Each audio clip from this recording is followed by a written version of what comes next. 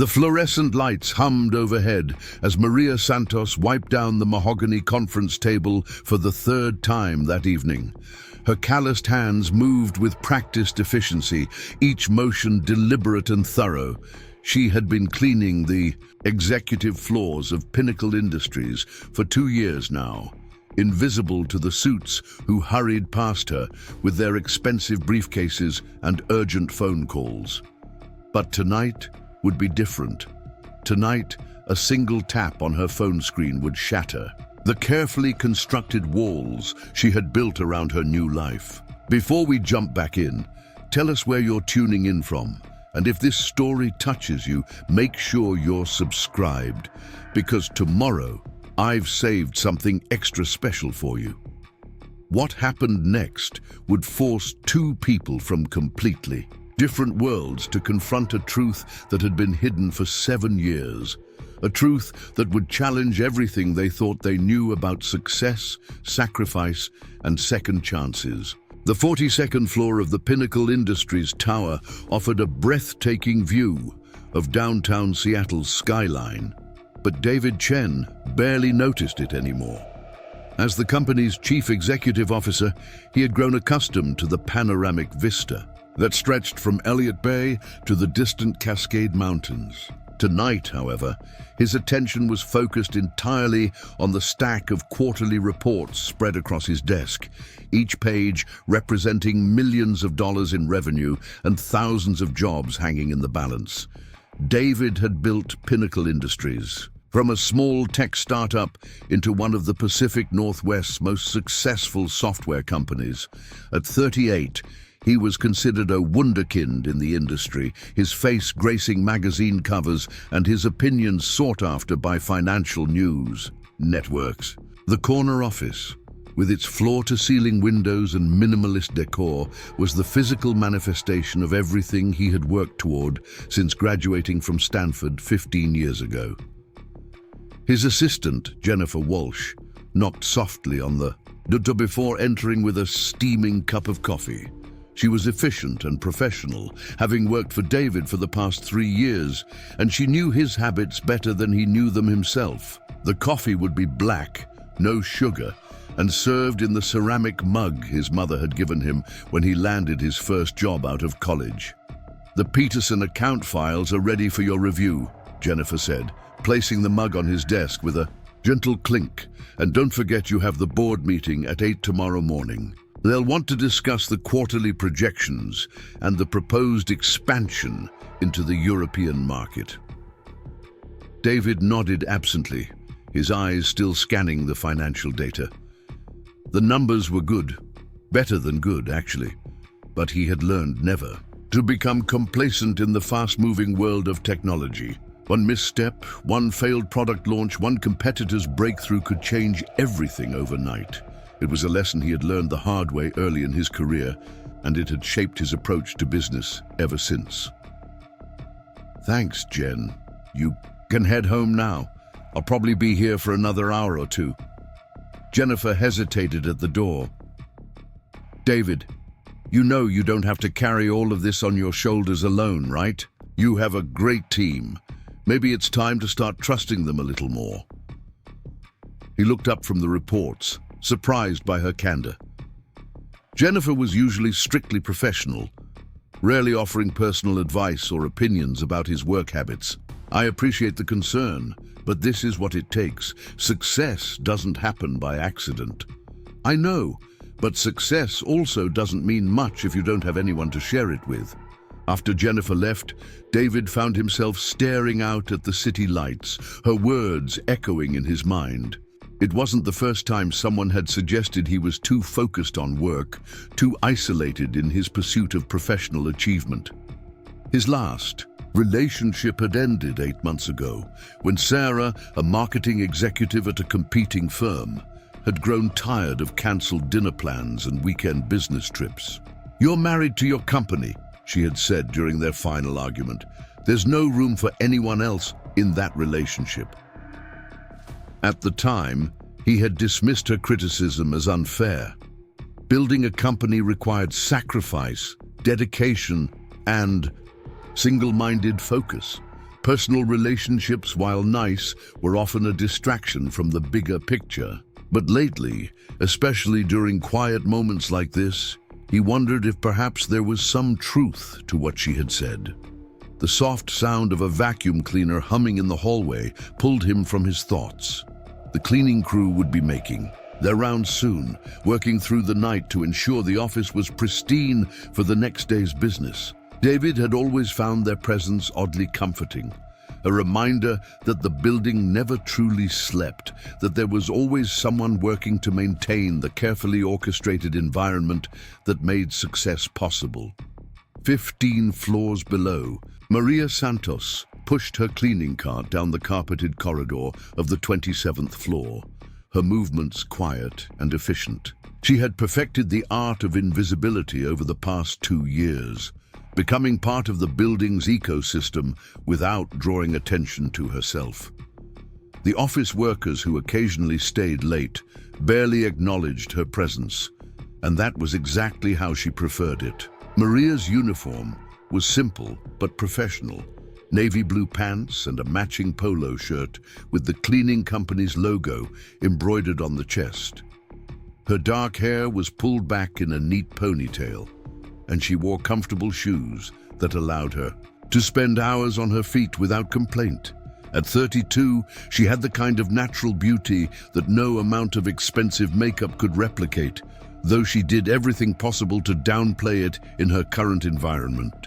She began her routine in the break room, emptying trash cans and wiping down counters with the methodical precision of someone who took pride in their work, regardless of what that work might be.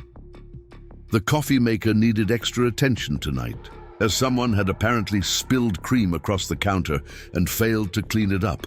Maria didn't mind. She had learned long ago that some people saw service workers beneath their notice, assuming that messes would simply disappear without any effort on their part. As she moved through the offices, Maria's mind wandered to the small apartment she shared with her daughter Sophia in the Greenwood neighborhood. It wasn't much, just a one-bedroom unit in an older building, but it was theirs. Sophia, now 6 years old, was everything to Maria, the bright center around which her entire world revolved. Tonight, Sophia was staying with Mrs. Patterson, their elderly neighbor who had become like a grandmother to the little girl. Maria had met Mrs. Patterson during their first week in the apartment building. The older woman had been struggling with her groceries, and Maria had stopped to help, despite being exhausted from her first day at the new job. That simple act of kindness had blossomed into a friendship that had sustained both women through difficult times. Mrs. Preparing and narrating this story took us a lot of time, so if you are enjoying it, subscribe to our channel. It means a lot to us. Now back to the story. Patterson watched Sophia on the evenings when Maria worked late, and in return, Maria helped with household tasks that had become challenging for her aging neighbor. The arrangement worked well, but Maria couldn't shake the constant worry that something might happen to Mrs. Patterson, leaving her without reliable childcare. Single parenting was a delicate balance of schedules and contingency plans, and Maria had learned to always have backup options for her backup options. As she cleaned the last office on the 27th floor, Maria's phone buzzed in her pocket. She glanced around to make sure she was alone before checking the message. It was a photo from Mrs. Patterson showing Sophia fast asleep on the couch, clutching her favorite stuffed elephant. The little girl had obviously tried to wait up for her mother's return, but sleep had won the battle. Maria smiled at the image, her heart swelling with the familiar mixture of love and guilt that seemed to define her daily existence. She loved Sophia more than life itself, but she also felt the constant weight of not being able to provide everything she wanted for her daughter. The cleaning job paid well enough to cover their basic expenses, but there was little left over for extras like dance classes or summer camps. She quickly typed a response to Mrs. Patterson, thanking her for the photo and letting her know she would be home within the hour. But as she hit send, something went wrong. The phone, which had been acting up lately with a cracked screen and temperamental touch response, seemed to register multiple taps at once. Instead of sending the message to Mrs. Patterson, it somehow selected a different contact from her list. The message, along with the precious photo of Sophia sleeping peacefully, was sent to a number she hadn't contacted in over 2 years. A number that belonged to someone from a life she had deliberately left behind. Maria stared at her phone in horror, watching as the delivery confirmation appeared. She frantically tried to recall the message, but it was too late. The damage was done. Her carefully maintained anonymity, the protective walls she had built around her new life, had just been compromised by a simple technological malfunction. Meanwhile, 42 floors above, David Chen felt his phone vibrate against his desk. He was deep in concentration, reviewing the final projections for the European expansion, when the notification sound broke through his focus. Normally, he would ignore personal messages while working, but something about the timing felt unusual. Very few people contacted him after business hours, and those who did usually called rather than texted. He picked up the phone and saw a message from an unknown number, or rather, a number that wasn't immediately familiar. The preview showed an image attachment and a brief message that seemed to be meant for someone else. Curiosity overrode his usual caution about opening messages from unfamiliar contacts, and he tapped to view the full message. The photo that filled his screen was simple, but achingly beautiful. A young girl, perhaps 5 or 6 years old, sleeping peacefully on a couch. She had dark hair that fell across her face in gentle waves, and her small hand clutched a worn, stuffed animal. The accompanying message read, "She tried to wait up for me but couldn't make it. Thank you for watching her tonight. I'll be home soon." David stared at the image, something about the child's features striking him as oddly familiar. There was something in the shape of her face, the curve of her eyebrows, that triggered a distant memory. But before he could analyze the feeling further, his attention was drawn to the sender's information. The number itself meant nothing to him, but when he scrolled up to see if there had been any previous conversation thread, he found something that made his blood run cold. Buried in his phone's message history, dating back over 2 years, was a single previous exchange with this same number. A brief conversation that he had forgotten until this moment, but which now came rushing back with startling clarity. The earlier messages were simple, almost businesslike in their brevity. "This is my new number. Please don't try to contact me again. I need to start over." And his response, "I understand. I wish things could have been different." David's hands trembled slightly as he held the phone, the implications of what he was seeing beginning to sink in. The number belonged to someone who had vanished from his life completely, someone he had spent months trying to find before finally accepting that they didn't want to be found. Someone whose disappearance had left questions that had haunted him for years. He looked at the photo again, studying the sleeping child's features with new intensity. The familiarity he had felt wasn't just coincidence or wishful thinking. The little girl had her mother's eyes, the same distinctive shape and spacing that he remembered so clearly. But there was something else in her features, something that made his chest tighten with a possibility he had never allowed himself to consider. David saved the photo to his phone and then stared at it for a long time, his mind racing through calculations and timelines. If his suspicions were correct, if the woman who had sent this message was who he thought she was, then everything he thought he knew about the past 7 years was about to change. He had built his life on certainty, on careful planning and calculated risks. But now, sitting in his corner office, high above the city, David Chen found himself facing the most uncertain moment of his adult life. A moment that had arrived not through any decision of his own, but through the accidental touch of a finger on a cracked phone screen 42 floors below.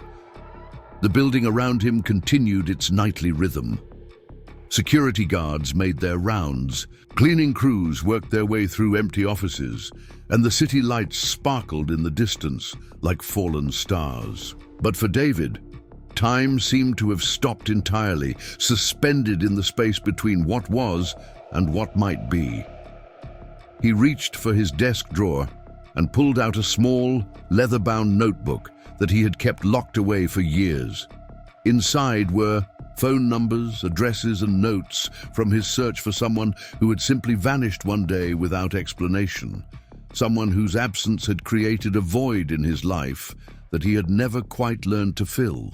The notebook fell open to a page near the back where he had written a single line in his careful handwriting. Some people leave because they have to, not because they want to. Below that, in different ink, and clearly added later, was another line. The hardest part isn't losing someone. It's not knowing why they needed to be lost. David closed the notebook and looked at the photo on his phone once more. The sleeping child seemed to smile slightly in her dreams, as if she could sense that somewhere in the city, her accidental message had set something in motion that would change everything. But Maria Santos, now hurrying to finish her cleaning duties so she could return home to her daughter, had no idea that her technological mishap had just torn down the walls she had spent years building. She moved efficiently through the remaining offices, her mind focused on getting home to Sophia and trying to forget about the embarrassing wrong number message she had sent. As she pushed her cart toward the elevator, Maria allowed herself a moment to look out at the city through the large windows that lined the corridor. Seattle at night was beautiful, all lights and possibilities stretching out toward the water. She had grown to love this city over the past 2 years, finding in its rain-soaked streets and coffee-scented air a kind of peace she hadn't expected. This was her life now, simple, quiet, and safe. She had Sophia, her work, and the small apartment that represented everything she had been able to build from nothing. It wasn't the life she had once imagined for herself, but it was enough. It had to be enough. What Maria didn't know was that 42 floors above her, David Chen was staring at a photograph that would make it impossible for either of them to maintain the careful distance they had kept for so long. The accidental message had opened a door that both of them had thought was permanently closed, and now they would have to face whatever lay on the other side. The elevator doors closed behind Maria with a soft whisper, carrying her down toward the lobby and the life she had built in the shadows. But shadows, as she was about to learn, have a way of shifting when the light changes. And sometimes, no matter how carefully you hide, the past finds a way to illuminate the present in ways you never expected. David remained in his office long after Maria had left the building, long after his usual departure time, staring at the photo and trying to process the magnitude of what he suspected he had just discovered.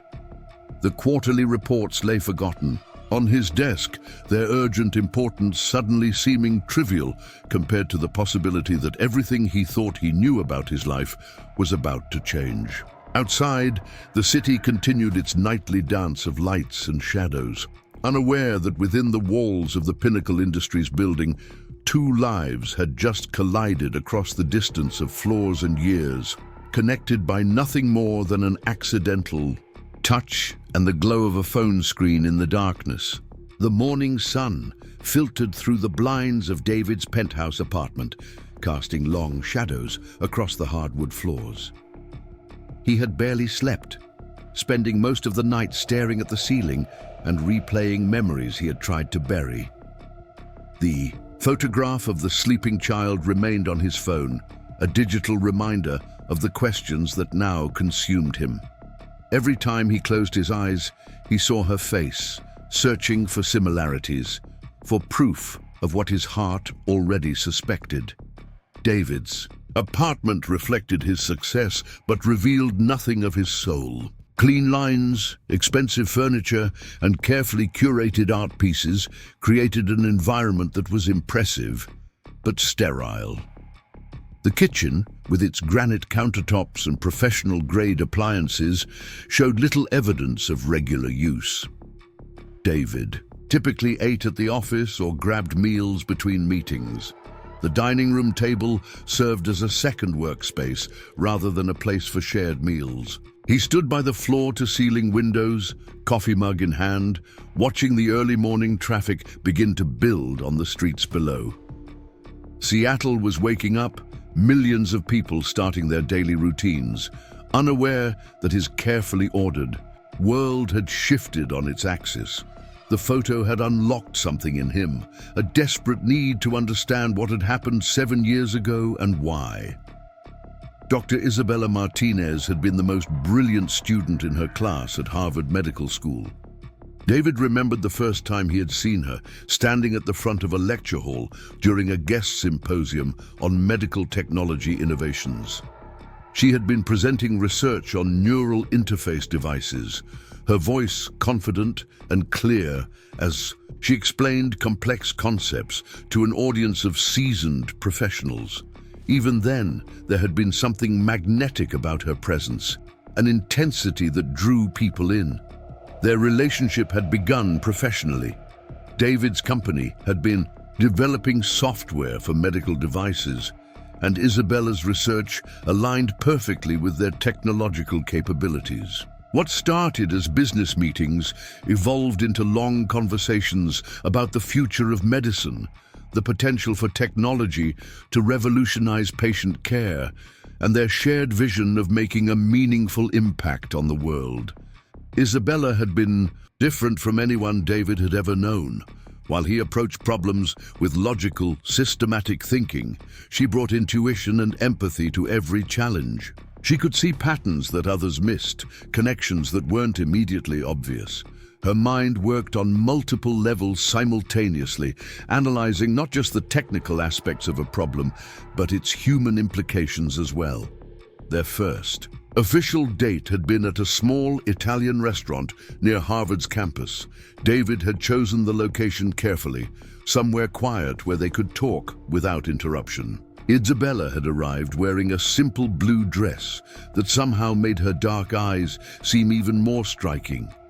She had talked about her childhood in Phoenix, growing up in a family where education was valued above all else, where her parents had sacrificed everything to ensure their children had opportunities they had never had. "My father worked 3 jobs to pay for my undergraduate degree," she had told him that night, her fingers tracing the rim of her wine glass. "He would come home exhausted every night, but he never complained. He said education was the one thing no one could ever take away from us." David had been struck by the contrast between their backgrounds. His path to success had been more straightforward, privileged in ways he was only beginning to understand. His parents had been supportive, but not particularly involved, providing financial resources, but leaving him to find his own way emotionally. Isabella's family, despite having less money, seemed richer in ways that mattered more. As their relationship deepened, David had discovered layers to Isabella that continued to surprise him. She volunteered at a free clinic in Boston's Chinatown, spending her few free hours treating patients who couldn't afford proper medical care. She spoke 3 languages fluently and was learning a 4th. She could discuss everything from classical music to quantum physics with equal passion and insight. But it was her capacity for compassion that had truly set her apart. David remembered watching her with patience during his visits to the clinic, seeing how she could make even the most frightened child smile with just a few words in their native language. She had a gift for making people feel seen and valued, regardless of their circumstances. Their relationship had progressed naturally, built on mutual respect and shared ambitions. They both worked long hours, understood the demands of building something meaningful, and supported each other's goals without reservation. David had found in Isabella not just a romantic partner, but an intellectual equal, someone who challenged him to think beyond profit margins and market shares. The engagement had happened on a rainy evening in October, 7 years and 3 months ago. David had planned something elaborate, but Isabella had always preferred simplicity. Instead of a grand gesture, he had proposed in her small apartment near the medical school, surrounded by stacks of research papers and empty coffee cups. She had said yes without hesitation, her eyes bright with tears of joy. But even then, David could see the weight she carried. Isabella was in her final year of medical school, preparing for residency applications while simultaneously working on groundbreaking research. The pressure was enormous, and she handled it with grace, but David knew it was taking a toll. She slept less, ate irregularly, and sometimes seemed to disappear into her own thoughts for long periods. The first sign of real trouble had come 6 months before the wedding.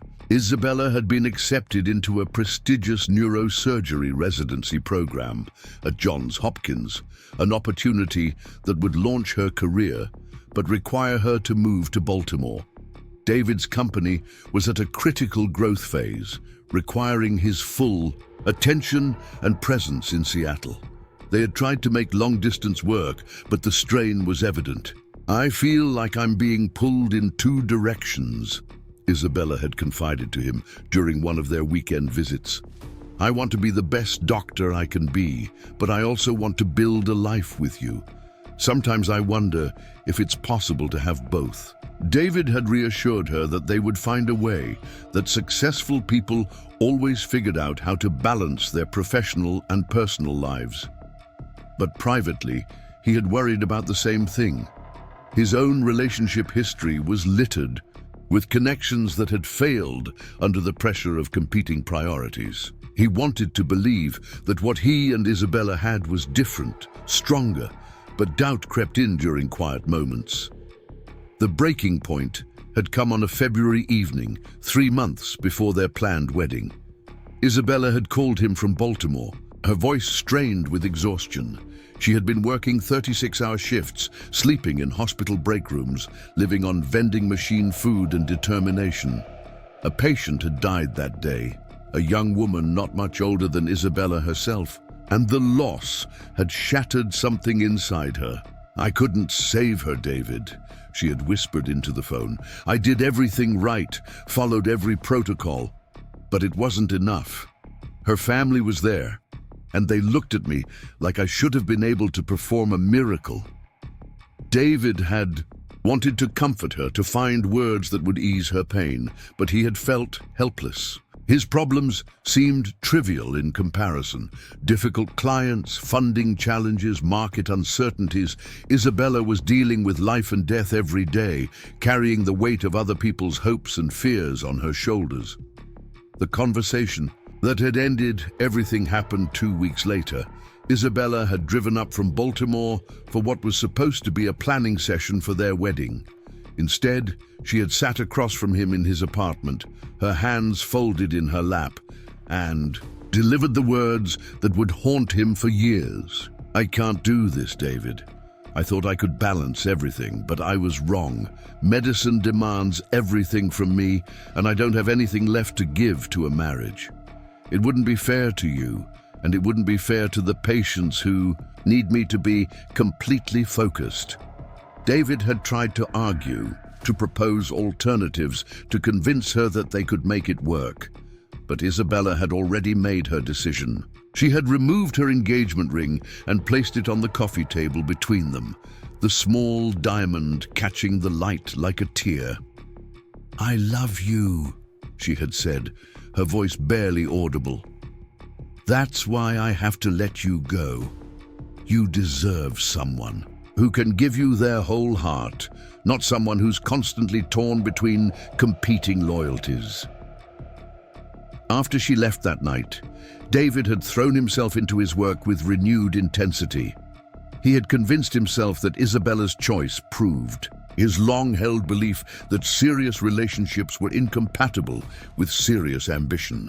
He had built Pinnacle Industries into the success it was today, partly as a way of proving that he had been right to focus on his career.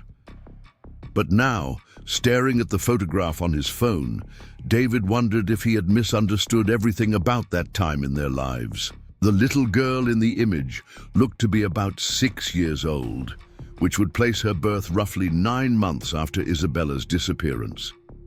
The timing was impossible to ignore, even though David had never allowed himself to consider the possibility.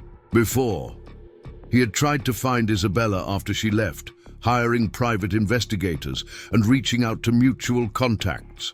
But she had vanished completely, leaving no forwarding address, no trace of where she had gone or what she was doing. Even her family claimed not to know her whereabouts, though David had always suspected they were protecting her privacy. The search had consumed him for months, interfering with his work and his sleep.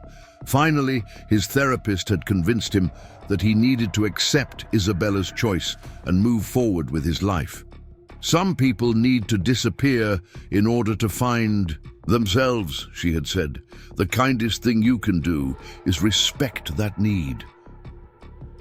Now, as he prepared for another day at the office, David felt the familiar weight of regret settling over him. If Isabella had been pregnant when she left, if she had been dealing with that impossible choice on top of everything else, then his failure to support her took on a new dimension of tragedy. He thought about the woman in the cleaning uniform he occasionally saw in the building's hallways, always moving quickly, always focused on her work. Maria Santos. The name had meant nothing to him when he had first heard it from the building's facilities manager. Just another member of the cleaning crew, invisible in the way that service workers often were to busy executives. But now he wondered if he had been walking past the most important person in his life for months without recognizing her. The physical changes would explain why he hadn't immediately identified her. 7 years was a long time, and the stress of single parenthood would have altered anyone's appearance. Isabella had always been slender, almost fragile in her intensity. The woman he had glimpsed in the hallways was more solid, stronger looking, as if life had required her to develop new reserves of endurance. David arrived at his office earlier than usual, his mind churning with possibilities and plans. He needed to confirm his suspicions before taking any action, but he also needed to be careful. If Maria Santos was indeed Isabella Martinez, then she had chosen her current life deliberately.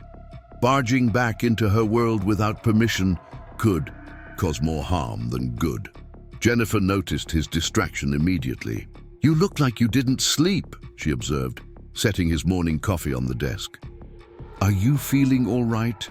"I'm fine," David replied automatically, then reconsidered. Jennifer had worked for him long enough to see through his professional facades. "Actually, I may need some help with a personal matter. It's complicated." Jennifer raised an eyebrow but didn't press for details. "Whatever you need. I need information about our cleaning staff, specifically about someone named Maria Santos, but I need it handled discreetly. I don't want to create any problems for her." "May I ask why?" David hesitated, unsure how much to reveal. "I think she might be someone I used to know. Someone important." Jennifer made a note on her tablet. "I'll see what I can find out through proper channels. Employee records are confidential, but there might be general information available." After Jennifer left, David found himself unable to concentrate on his usual tasks. The quarterly reports that had seemed so urgent the night before now felt meaningless. He kept checking his phone, hoping for another accidental message, some additional clue that would confirm or deny his growing certainty. Meanwhile, 3 floors below, Maria was struggling with her own distraction. She had spent the morning trying to reach Mrs. Patterson to apologize for the confusion about the wrong number message, but the older woman's phone was going straight to voicemail. Maria knew that Mrs. Patterson sometimes forgot to charge her phone, but the silence was making her anxious. The cleaning supervisor, Robert Kim, had noticed Maria's unusual tension during the morning briefing. Robert had managed the night cleaning crew for over a decade, and he prided himself on knowing his employees well enough to spot problems before they became serious. Maria had always been one of his most reliable workers, punctual and thorough, never creating drama or complications. "Everything okay with you today?" Robert asked as they finished distributing assignments for the evening shift. "You seem distracted." Maria forced a smile. "Just worried about my daughter. My babysitter isn't answering her phone." "Why don't you take a quick break and call her? Make sure everything's all right. The executive floors can wait 20 minutes. Maria was grateful for Robert's understanding. She found a quiet corner in the break room and tried Mrs. Patterson's number again. This time the call was answered by a voice she didn't recognize. "Hello, is this Maria? This is Sandra Patterson, Eleanor's daughter. Mom had a small fall this morning, and we've taken her to the hospital for some tests. She asked me to call. You about Sophia?" Maria's heart stopped. "Is she hurt? Is Sophia with her?" "Mom is fine, just a precaution, and Sophia is here with me. She's been asking for you, but she's not upset. Mom made sure to explain that you were at work and would come get her as soon as you could." Relief flooded through Maria, followed quickly by practical concerns. "Which hospital? I can be there in 30 minutes. Northwest Hospital, but there's no rush. Sophia is safe with me, and Mom will probably be discharged later tonight. She's more worried about you than herself." After hanging up, Maria realized she would need to leave work early, something she had never done before. Robert was understanding when she explained the situation, but Maria could see the concern in his eyes. Reliability was crucial in their line of work, and any disruption to the schedule created problems for everyone. As she gathered her things and prepared to leave, Maria thought about the accidental message she had sent the night before. In the worry about Mrs. Patterson, she had almost forgotten about her technological mishap. The wrong number had probably deleted the message without a second thought, assuming it was spam or a mistake. Most people received random messages occasionally and simply ignored them. What Maria didn't know was that the recipient of her accidental message was currently sitting in an office 42 floors above her, staring at her daughter's photograph and trying to piece together the fragments of a life he thought he had, lost forever. David had spent the afternoon researching everything he could find about Isabella Martinez. Her medical school records were private, but there were traces of her academic achievements in published papers and conference presentations. She had been brilliant, truly exceptional in her field, and her disappearance from the medical community had been noted by several of her professors. One article, published in a medical journal 2 years after Isabella's disappearance, had been particularly telling. Dr. Patricia Hernandez, Isabella's former research advisor, had written about the challenges facing young women in demanding medical specialties. She had mentioned, without naming names, a promising student who had left the field due to personal circumstances that highlighted the impossible choices many women face between career and family. The phrase had stuck with David all afternoon: personal circumstances, family. The implications were becoming harder to ignore. As evening approached, David found himself making an unprecedented decision. Instead of staying late at the office, as he usually did, he decided to leave early and wait in the building's lobby. If his suspicions were correct, if Maria Santos was indeed Isabella Martinez, then he needed to see her for himself. 7 years of questions deserved at least that much. The lobby of the Pinnacle Industries building was a study in corporate elegance. Marble floors reflected the light from carefully positioned fixtures, and floor-to-ceiling windows offered views of the city beyond. A security desk, staffed by professional guards, monitored everyone who entered and left the building. David rarely Spent time in the lobby, usually entering and leaving through the executive parking garage, but tonight he positioned himself in a chair near the main entrance with a clear view of the elevators. He didn't have to wait long. At 7:30, exactly when the evening cleaning shift was scheduled to begin, he saw her. Maria Santos emerged from the elevator wearing the navy blue uniform of the cleaning service, her dark hair pulled back in a practical ponytail. She moved with purpose toward the security desk, checking in for her shift with the efficiency of someone who had performed the same routine hundreds of times. David's breath caught in his throat. Even from across the lobby, even after 7 years and the changes that time and circumstance had wrought, he recognized her.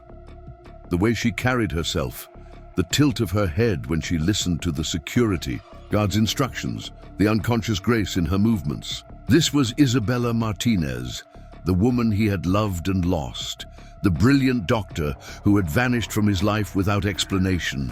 She was different, certainly. Her face was fuller, marked by the experience of the years that had passed.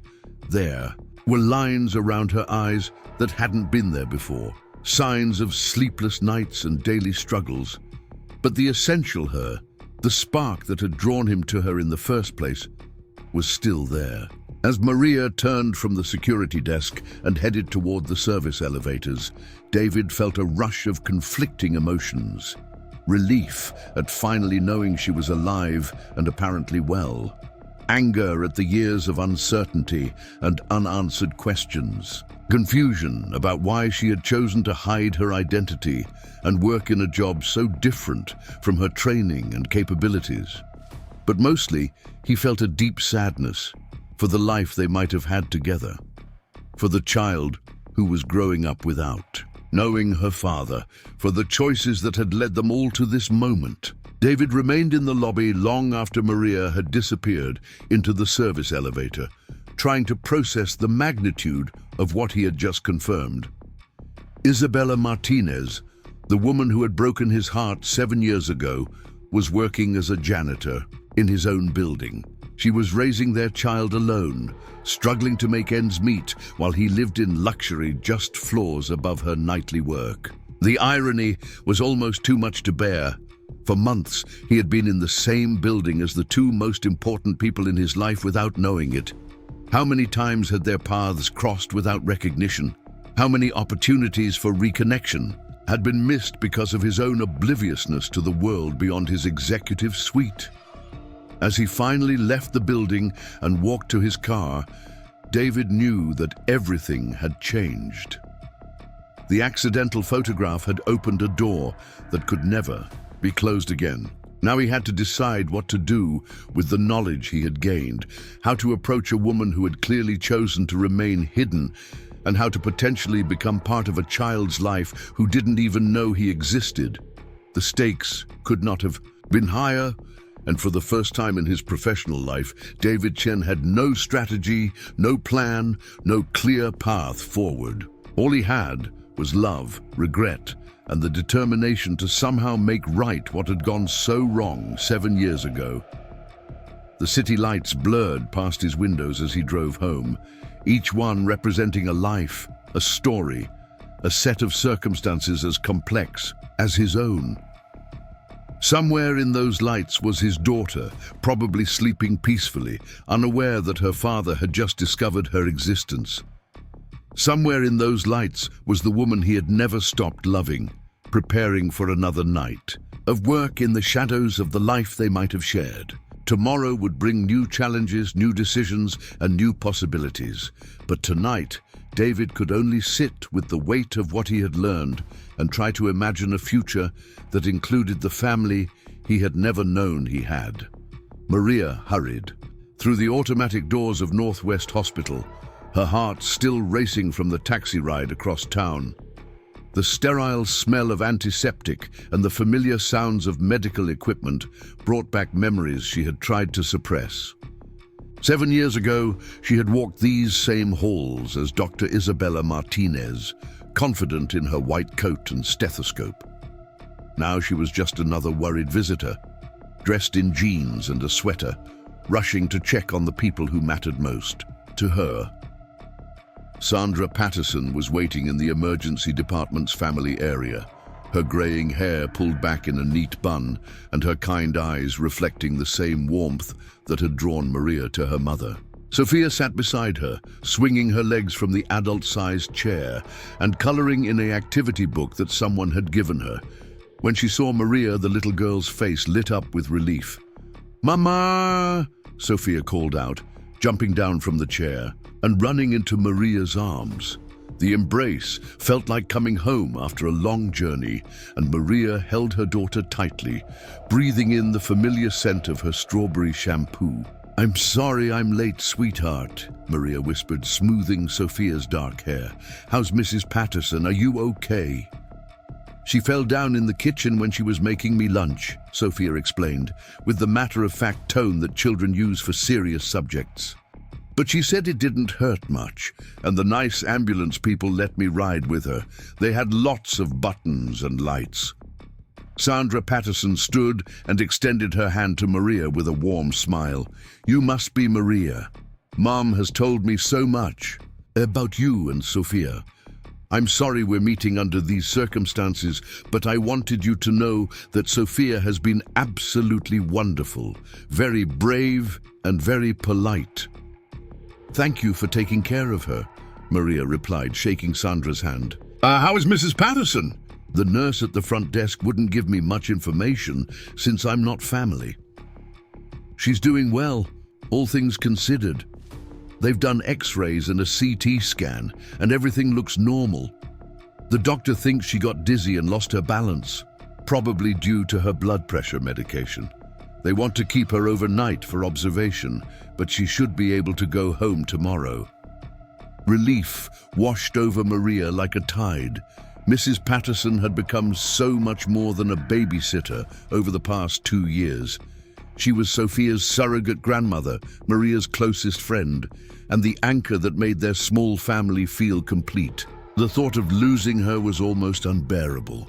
"Can we see her?" Maria asked. "Of course. She's been asking for both of you every 10 minutes." They made their way through the hospital corridors, Sophia chattering quietly about the adventure of her day. Despite the scary circumstances, there was something exciting about the hospital for a 6-year-old. The wheeled beds, the important-looking doctors, the mysterious machines that beeped and hummed.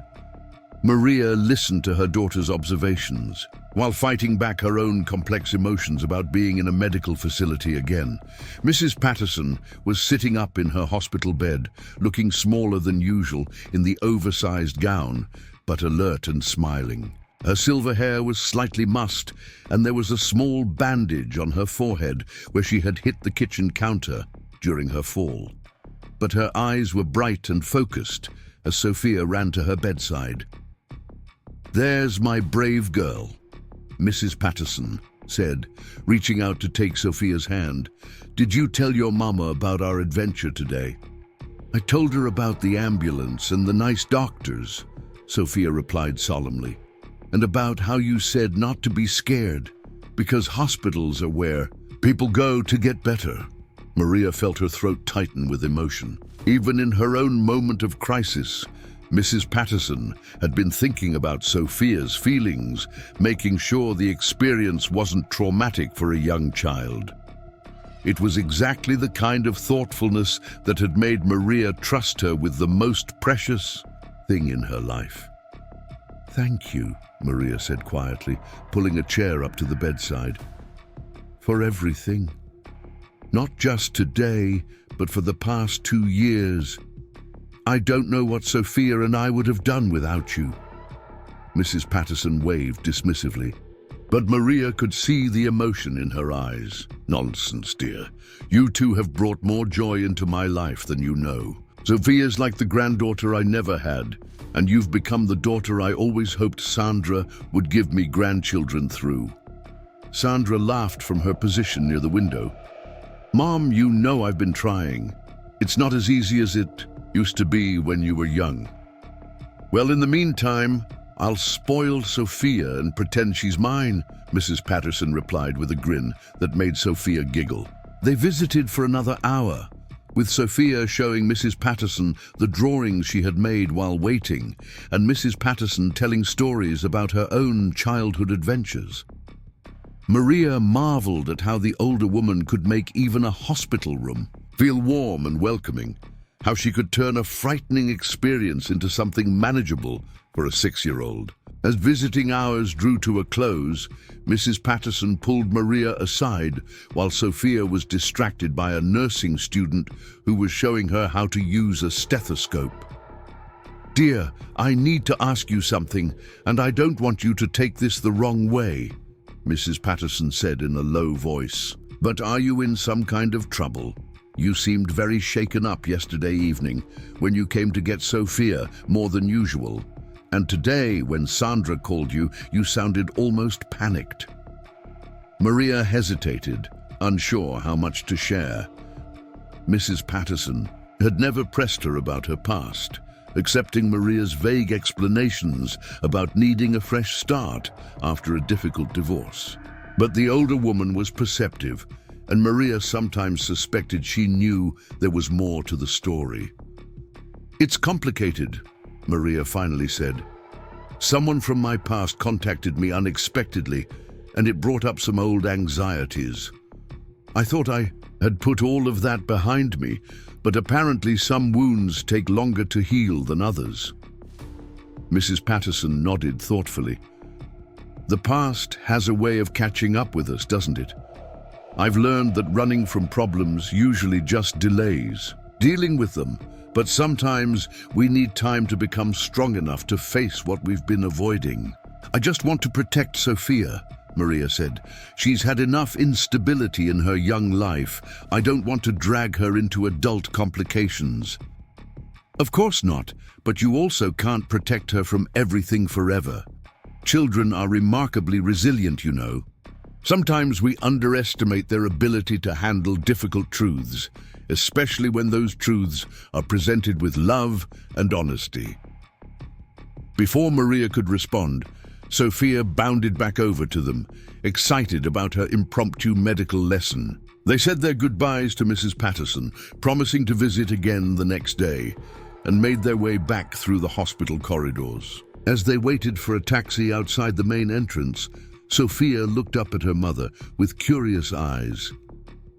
"Mama, why did you look sad when we were walking through the hospital? You looked like you were remembering something that made you upset." Maria was constantly amazed by her daughter's perceptiveness.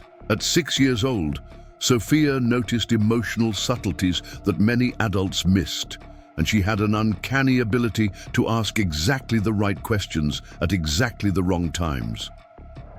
"I used to work in a hospital like this one," Maria said carefully. "It brought back some memories of that time in my life. Were they good memories or bad memories?" "Both, sweetheart. Sometimes life is complicated like that. Good things and sad things can be mixed together." Sophia considered this for a moment, her young mind working through the concept. "Like when I'm happy to go to school but sad to leave you." "Exactly like that." Their taxi arrived, and as they settled into the back seat for the ride home, Maria found herself thinking about Mrs. Patterson's words. The past had indeed caught up with her in the form of an accidental photograph sent to a phone number she had hoped never to use again. For 2 years, she had convinced herself that her old life was completely behind her, that she had successfully transformed from Dr. Isabella Martinez into Maria Santos, cleaning lady and single mother. But the truth was more complex than that.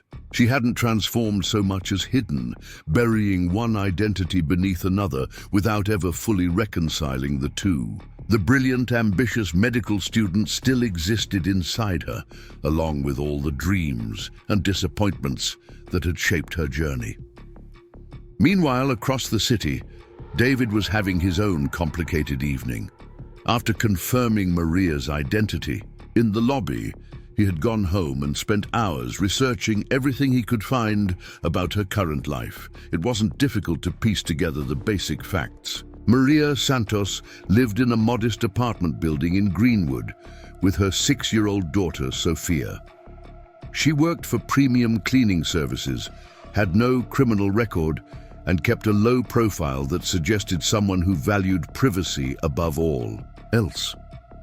What was more difficult was understanding the why behind her choices. Isabella Martinez had been on track to become one of the country's leading neurosurgeons. She had been passionate about medicine, driven by a desire to help people and push the boundaries of what was possible in her field. The idea that she would abandon all of that to work as a janitor seemed incomprehensible unless there were circumstances he wasn't aware of. The more David thought about it, the more he realized how little he had truly understood about Isabella's internal struggles during their relationship. He had been so focused on his own career development and the challenges of building his company that he had missed the signs of her growing distress. Looking back with the perspective of 7 years, he could see moments when she had tried to communicate her fears and uncertainties, moments when he had offered practical solutions instead of emotional support. He remembered one conversation, in particular, about 3 months before their relationship ended. Isabella had been working on a research project involving pediatric brain surgery, spending long hours with children who were facing life-threatening conditions. One evening, she had come to his apartment exhausted and emotionally drained. "I held a little girl's hand today while her parents made the decision to take her off life support," she had told him, tears streaming down her face. She was 7 years old, David. 7. And there was nothing I could do to save her. David's response had been well-intentioned but ultimately inadequate. He had talked about the importance of her research, how her work would help save other children in the future, how she couldn't save everyone, but she could make a difference for many. All true, but not what Isabella had needed to hear in that moment. What she had needed was acknowledgement of her pain, permission to grieve for the children she couldn't save, and reassurance that her emotional investment in her patients was a strength rather than a weakness. Instead, David had treated her distress as a problem to be solved rather than an experience to be understood. Now, sitting in his apartment with the photograph of Sophia on his phone, David wondered if Isabella's departure had been less about choosing medicine over their relationship and more about protecting herself from a situation where she felt emotionally unsupported. If she had been pregnant at the time, if she had been facing the additional stress of an unplanned pregnancy during the most demanding period of her medical training, then his failure to provide the emotional support she needed took on a much more serious dimension. The next morning, David arrived at his office with a plan. He couldn't approach Maria directly, not yet. She had clearly gone to great lengths to maintain her privacy, and barging into her life without warning could cause more harm than good. But he needed to understand her current situation better before deciding how to proceed. Jennifer noticed his unusual focus immediately. "You look like a man with a mission today," she observed, setting his morning coffee on the desk. "I need you to help me with something, and I need you to be absolutely discreet about it," David said. "I want to set up a college scholarship fund, something substantial that could help working parents pursue higher education or career training. But I want it administered through the company's charitable foundation, and I want the selection criteria to be very specific." Jennifer pulled out her tablet, ready to take notes. "What kind of specific criteria?" "Single parents working in service industries, particularly those with backgrounds in healthcare or science. People who have had to put their career aspirations on hold due to family circumstances. The scholarship should cover not just tuition, but also childcare, living expenses, whatever it takes to make it possible for someone to return to their chosen field." "That's a wonderful idea," Jennifer said, her voice warm with approval. "How much are you thinking for the fund?" "Start with 5 million. If it works well, we can expand it." Jennifer's eyebrows rose slightly, but she made the note without comment. David's charitable giving had always been generous, but this was unusually personal in its focus. "I'll reach out to our foundation contacts and start putting together a proposal," she said. "Do you have a timeline in mind?" "As soon as possible. I want the first scholarships available within 60 days. After Jennifer left, David turned his attention to the more challenging aspect of his plan. He needed to find a way to learn more about Maria's current circumstances without invading her privacy or alerting her to his interest.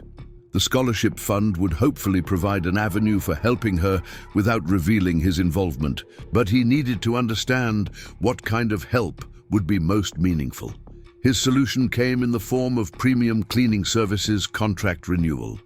Pinnacle Industries had been using the cleaning company for 3 years, and their contract was due for review in 6 months. David decided to accelerate the timeline and request a comprehensive review of their services, including individual performance evaluations for key employees. It was a perfectly legitimate business request that would give him access to information about Maria's work performance, schedule, and employment history without raising suspicions. If done carefully, it might also provide insights into her current financial situation and career aspirations. David called the cleaning company's management office and scheduled a meeting for the following week. He explained that Pinnacle Industries was considering expanding their use of cleaning services to include some of their satellite offices, and he wanted to ensure they were working with the best possible team. That evening, as Maria began her shift on the 27th floor, she was unaware that her life was about to become the subject of intense scrutiny. She went about her duties with her usual efficiency, cleaning offices and conference rooms. While listening to a podcast about early childhood development, Sophia had been asking questions lately about why some families had 2 parents, while others had only 1. And Maria was trying to prepare herself for increasingly complex conversations about family structures. The truth was, Sophia had never asked directly about her father. Maria had prepared answers for when that day came, age-appropriate explanations about how sometimes parents live separately but still love their children very much. But Sophia seemed content with their small family unit, accepting their life as normal because it was all she had ever known. As Maria worked, she found herself thinking about the accidental photograph she had sent 2 nights earlier. The wrong number incident had faded into the background with Mrs. Patterson's fall and the subsequent hospital visit. But something about it continued to nag at her. The number had seemed vaguely familiar, though she couldn't place why. She had looked at it several times since the incident, trying to remember where she might have encountered it before. What she didn't know was that the recipient of that photograph was currently 3 floors above her, staring out his office window and trying to devise a plan that would allow him to re-enter her life without causing additional trauma. David had no way of knowing that Maria thought about him often, wondering what had become of the ambitious young entrepreneur she had once loved. He couldn't know that she sometimes caught herself looking for his face in crowds or seeing articles about successful tech companies and wondering if one of them might mention his name. The barriers between their worlds seemed insurmountable. David lived in a realm of executive decisions and corporate power, while Maria existed in the invisible infrastructure that kept that world functioning. Their paths crossed daily without intersection, 2 orbits that shared the same space but never touched. But forces were already in motion that would soon make their careful separation impossible to maintain. David's investigation into Maria's circumstances would inevitably leave traces, questions asked and records reviewed that might eventually alert her to his interest. And Maria's own past was not as buried as she believed. In a city the size of Seattle, complete anonymity was harder to achieve than most people realized. Dr. Patricia Hernandez, Isabella's former research advisor, still worked at the University of Washington's medical school. She had never stopped wondering what had happened to one of her most promising students, and she occasionally searched online for any trace of Isabella Martinez. So far, her searches had turned up nothing, but Dr. Hernandez was persistent by nature, and she had recently decided to expand her search parameters. Meanwhile, Sandra Patterson had been thinking about her mother's mysterious young friend and the little girl who had charmed everyone at the hospital. There was something about Maria that reminded Sandra of someone, though she couldn't quite place the memory. As a reference librarian at the Seattle Public Library, Sandra had access to extensive databases and a professional curiosity about unsolved puzzles. The threads of connection were beginning to multiply, creating a web of inquiry that would soon encompass both David and Maria, whether they were ready for it or not. Their carefully maintained separation was about to be tested by forces neither of them had anticipated, and the consequences would ripple through both of their lives in ways they were only beginning to imagine. As Maria finished her shift and prepared to return home to Sofia, she had no idea that her photograph of her sleeping daughter had already changed everything. The accidental message had set in motion a chain of events that would soon force her to confront the past she had been running from and the future she had been afraid to imagine. David remained in his office long after Maria had left the building, planning and strategizing with the same intensity he brought to major business deals. But this wasn't about profit margins or market share. This was about family, love, and the possibility of redemption for mistakes made 7 years ago.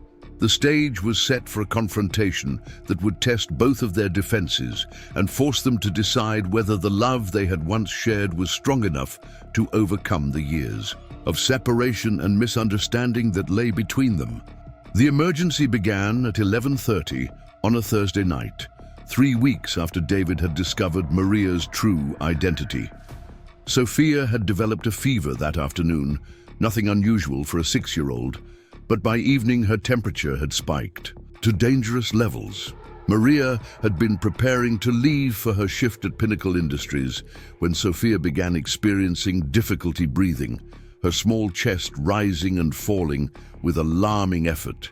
Mrs. Patterson, who had fully recovered from her fall and resumed her babysitting duties, took one look at the child and reached for her phone.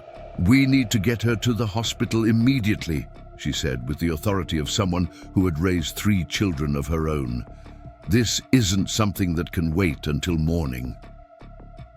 Maria's hands shook as she helped Sofia into her jacket, the little girl's usual chatter replaced by labored breathing and confused whimpers. The taxi ride to Northwest Hospital felt like an eternity, with Maria holding Sofia against her chest and whispering reassurances she didn't fully believe herself. Mrs. Patterson sat beside them, her calm presence a steadying force in the midst of Maria's rising panic. "She's going to be fine," Mrs. Patterson kept saying, her weathered hand stroking Sofia's hair. "Children are stronger than we think. She just needs the doctors to help her breathe better." At the hospital, everything moved with practiced efficiency. Sofia was whisked into a treatment room where doctors and nurses worked quickly to stabilize her breathing and bring down her fever. Maria stood helplessly in the corner, watching the medical team work on her daughter with equipment that had once been as familiar to her as her own hands. Dr. Jennifer Walsh, the attending physician, explained that Sofia was experiencing a severe case of croup, complicated by what appeared to be a secondary bacterial infection. She would need to be admitted for observation and treatment, likely for several days. The words washed over Maria like a tide of relief and renewed fear. Sofia would recover, but the road ahead would be challenging. "Is there someone we should call?" Dr. Walsh asked gently. "A partner or family member who should know what's happening?" Maria shook her head automatically. "It's just us. But Mrs. Patterson here is like family. She can stay, can't she?" "Of course. We encourage family support during pediatric admissions." As Sophia was settled into a room in the children's ward, Maria realized she needed to call in sick to work. She had never missed a shift in 2 years, and the timing couldn't have been worse. Premium Cleaning Services had just received notice that their contract with Pinnacle Industries was under review, and every employee was being evaluated for performance and reliability. Robert Kim, her supervisor, was understanding when she called to explain the situation. "Family comes first," he said without hesitation. "Take as much time as you need. We'll cover your shifts." But Maria could hear the concern in his voice. The cleaning industry was competitive, and missing work during a contract review period could jeopardize not just her job, but the entire team's employment. She pushed the worry aside, focusing entirely on Sophia's needs, but the financial anxiety gnawed at her throughout the long night. Meanwhile, David was working late in his office, unaware of the crisis unfolding just a few miles away. The meeting with Premium Cleaning Services was scheduled for the following week, and he had been preparing questions that would allow him to learn more about Maria's circumstances without revealing his ulterior motives. The scholarship fund was already in development, with Jennifer working with the foundation's lawyers to establish the selection criteria and application process. David's phone rang at midnight, an unusual occurrence that made him assume it was a business emergency. Instead, he found himself listening to Dr. Patricia Hernandez, Isabella's former research advisor, calling from the University of Washington Medical School. "David, I hope you don't mind me calling so late," Dr. Hernandez said, her voice tinged with excitement. "I know it's been years since we've spoken, but I have some news about Isabella that I thought you should know." David's heart stopped. "What kind of news? I've been searching for her periodically over the years, wondering what happened to such a promising student. Tonight, I was going through old files and found something interesting. Isabella had listed you as her emergency contact during her final year of medical school. But more importantly, I discovered that she had submitted a leave of absence request that was never processed."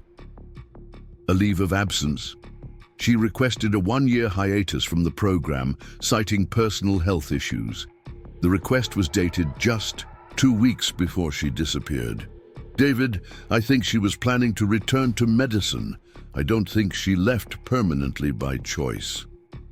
The revelation hit David like a physical blow. If Isabella had been planning to take temporary leave rather than abandon medicine entirely, then everything he had assumed about her motivations was wrong. She hadn't chosen her career over their relationship. She had been trying to find a way to balance both. "Dr. Hernandez, do you have any idea where she might be now? That's why I'm calling. I've been doing some research, and I think I may have found her. There's a woman named Maria Santos, working at a local hospital as a translator for Spanish-speaking patients. She matches Isabella's description, and her background suggests medical training. I was planning to reach out to her, but then I thought you should know first." David's mind raced.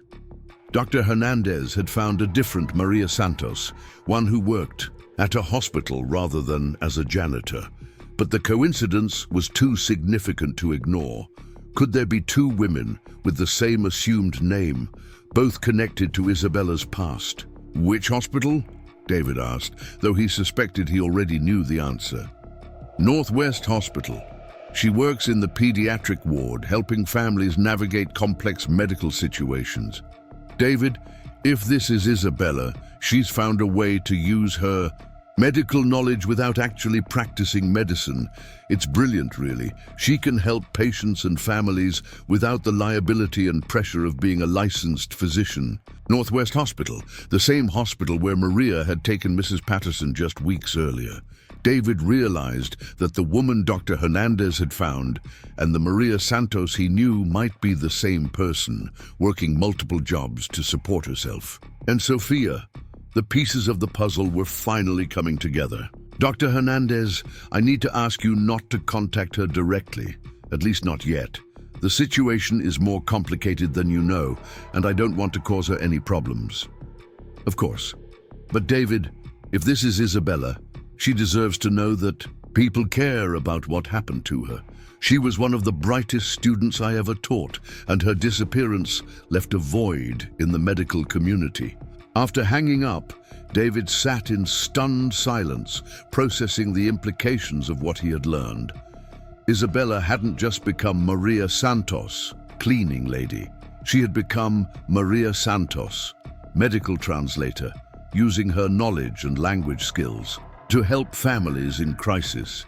She was still practicing medicine in her own way, still driven by the same compassion that had drawn her to the field originally. The realization filled him with a mixture of admiration and heartbreak. Isabella had found a way to use her gifts while protecting herself from the pressures that had overwhelmed her 7 years ago. But she was also working multiple jobs, struggling to make ends meet while raising their daughter alone. David made a decision that would have seemed impossible just hours earlier. He was going to the hospital, not to confront Isabella or demand answers, but to see if there was any way he could help during what was clearly a family crisis.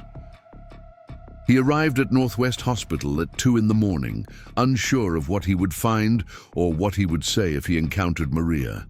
The pediatric ward was quiet, with only essential staff moving through the dimly lit corridors. David explained to the night nurse that he was looking for information about a patient named Maria Santos, claiming to be a family friend who had just heard about the emergency. "Are you Maria's partner?" the nurse asked, looking at David with the practiced assessment of someone who had dealt with complex family situations before. "It's complicated," David replied, which was perhaps the most honest thing he had said in weeks. The nurse led him down the hall to Sophia's room, where he could see through the partially open door. Maria was asleep in a chair beside the hospital bed, her hand resting protectively on the sleeping child's arm. Mrs. Patterson dozed in another chair near the window, her presence a testament to the family bonds that transcended blood relationships. David stood in the hallway for a long time, watching the peaceful scene and trying to reconcile it with the chaos in his own heart. This was his daughter, the child he had never known existed, fighting an illness while her mother maintained a bedside vigil. This was the woman he had loved and lost, exhausted from worry but still beautiful in the dim light of the hospital room. The little girl stirred in her sleep, and David caught a glimpse of her face for the first time in clear light. The resemblance to both parents was unmistakable. She had Isabella's delicate features, but his dark hair and the shape of his eyes. Looking at her, David felt a rush of paternal protectiveness so strong it nearly knocked him off his feet. A soft voice behind him broke the spell. "Can I help you?" David turned to find Dr. Jennifer Walsh approaching, her expression curious but professional. She was younger than he had expected, probably in her early 30s, with the confident bearing of someone comfortable with authority. "I'm David Chen," he said, deciding that honesty was the only viable approach. "I'm Sophia's father." Dr. Walsh's eyebrows rose slightly, but she maintained her professional demeanor. "I see. Maria didn't mention that you would be coming." "She doesn't know I'm here. We've been separated for several years, and I only recently learned about Sophia's existence. I heard about the emergency and wanted to make sure they were both okay." Dr. Walsh studied him carefully, clearly trying to assess the situation. "Mr. Chen, I need to be honest with you. Family dynamics in pediatric care can be very sensitive. If Maria isn't expecting you, your presence here could create additional stress during an already difficult time. I understand. I don't want to cause any problems. I just need to know that they're going to be okay." Sophia is responding well to treatment.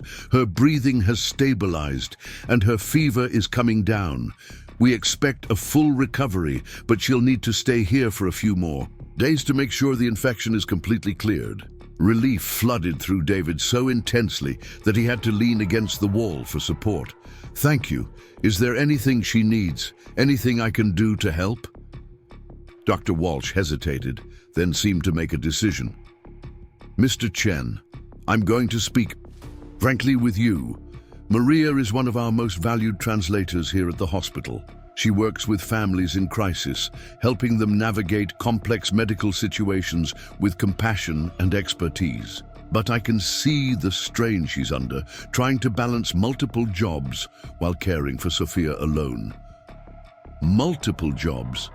She works here 3 days a week and has another position elsewhere.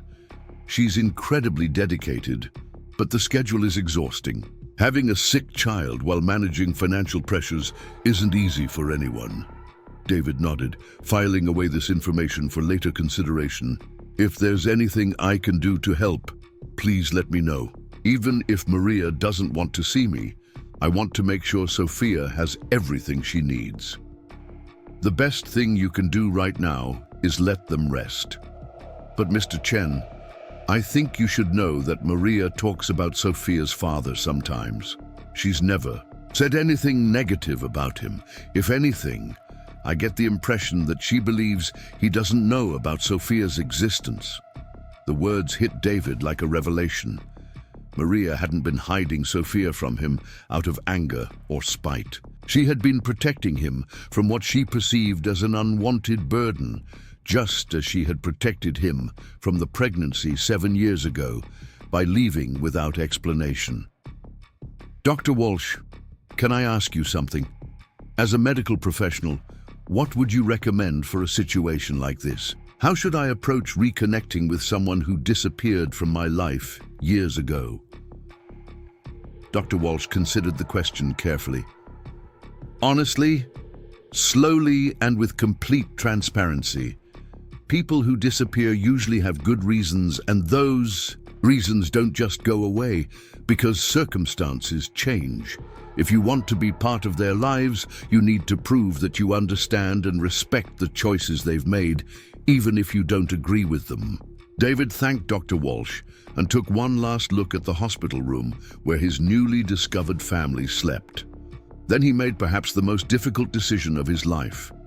He left the hospital without waking them, but not before stopping at the nurse's station to handle Sophia's hospital bill and ensure that all of her medical expenses would be covered. The next morning, Maria woke to find a nurse explaining that an anonymous benefactor had taken care of all of Sophia's medical costs.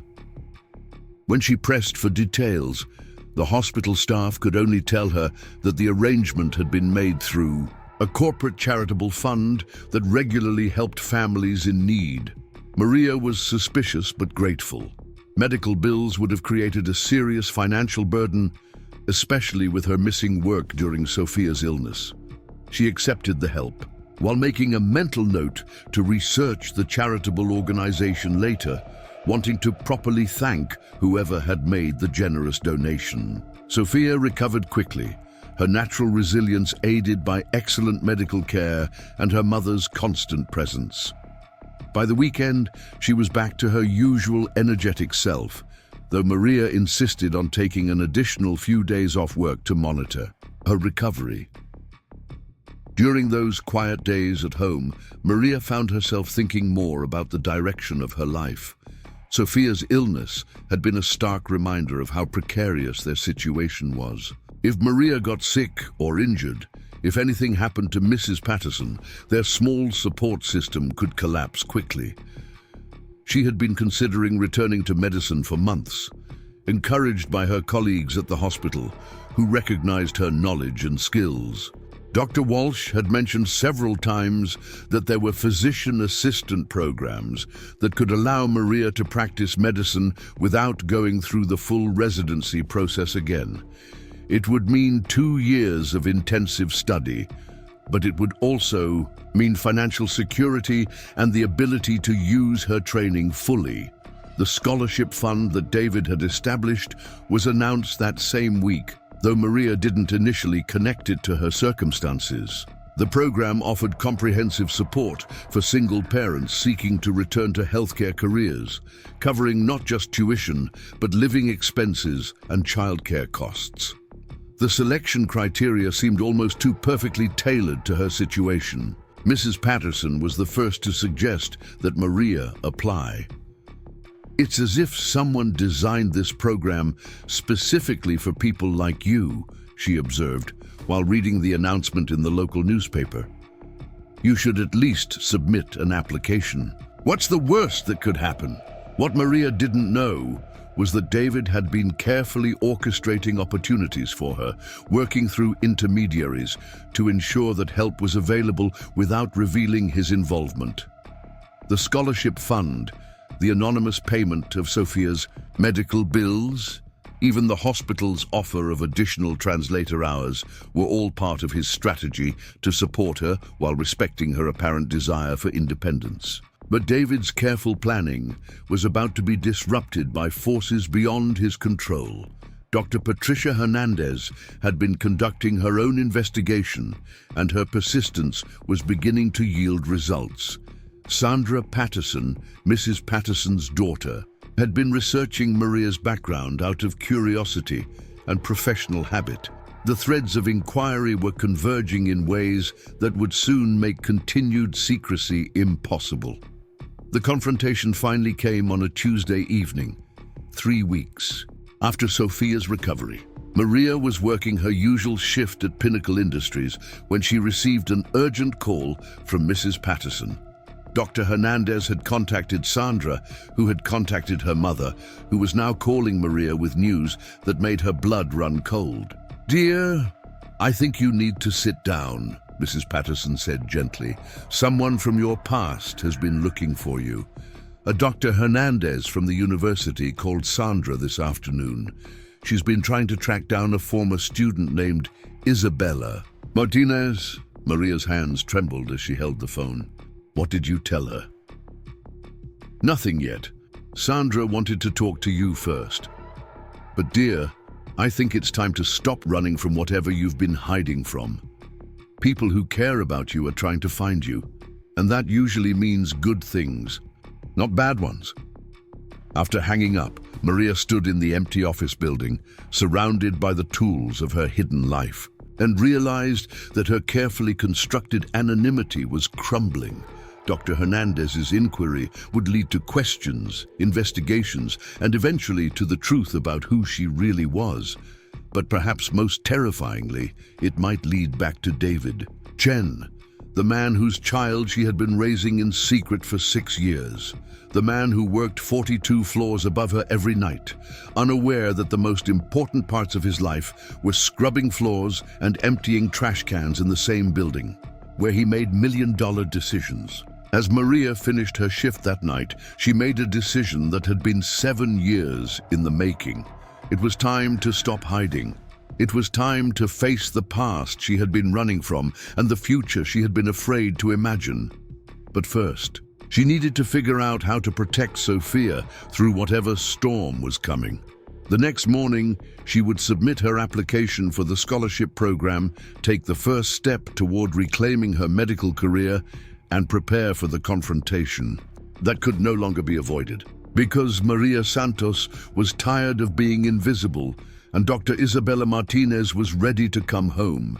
David, working late in his office that same night, had no idea that the woman he had been seeking was just floors below him, finally ready to step out of the shadows.